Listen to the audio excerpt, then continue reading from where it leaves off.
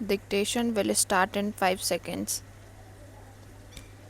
उपाध्यक्ष महोदय, तब उन लोगों को कुछ आशा हुई कि हम लोग भी उसी तरह से चल सकते हैं जिस तरह से पहले चल रहे थे, लेकिन अभी हाल में जो चुनाव हुआ उससे देश के धनिकों के मन में बड़ा संदेह पैदा हुआ कि इस चुनाव के बाद उनकी स्थिति वैसी नहीं रहेगी जो अब तक चली आती रही है।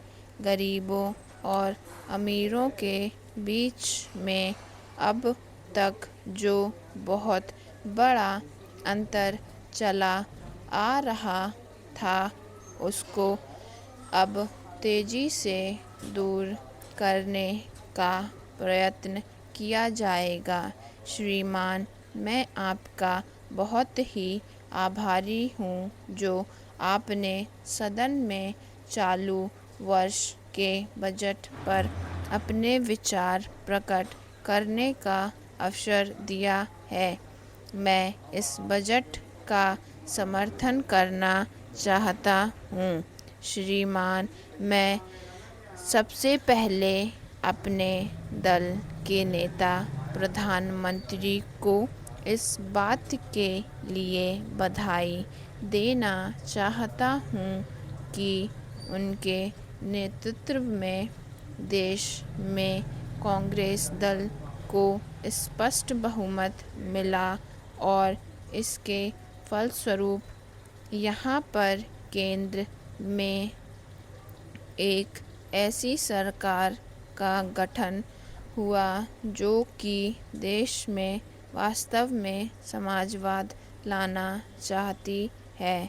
मैं वित्त मंत्री जी को इस बात के लिए बधाई देना चाहता हूँ कि लोकसभा के मध्यावधि चुनाव में जनता द्वारा कांग्रेस दल को जो आदेश दिया गया था उन्हें स्मरण है और वह तन मन धन से उसका पालन करना चाहते हैं। वह आदेश था देश में सामाजिक और आर्थिक विषमता दूर करने का, देश से गरीबी, बेकारी और बेरोजगारी को हटाने का और देश के जो पिछड़े हुए हिस्से हैं उनका पूरा विकास करने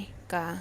साथ ही साथ इस बात का भी आदेश था कि देश के अंदर इस प्रकार की सामाजिक और आर्थिक व्यवस्था पैदा की जाए जिसके अंतर्गत जनता शोषण से मुक्त हो सके। श्रीमान, यह ठीक है कि देश में कृषि के क्षेत्र में उत्पादन में वृद्धि हुई है, परंतु इसके साथ ही साथ यह भी दृष्टि में रखना चाहिए कि लागत में भी पूरी वृद्धि हुई है। इसके लिए आवश्यक है कि सिंचाई के साधन बढ़ाए जाएं और अधिक उन्नत बीजों का प्रयोग किया जाए। आज कृषकों को कृषि के यंत्र मिलने में बहुत कठिनाई हो रही है। जैसे छोटे छोटे ट्रैक्टरों को देश में बड़ा अभाव है। उनके बनाने के लिए शीघ्र नए कारखाने खोले जाएं, जिससे कृषकों को जल्द से जल्द ट्रैक्टर मिल सके। देश तभी प्रगति करेगा, हमारा ऐसा विश्वास है।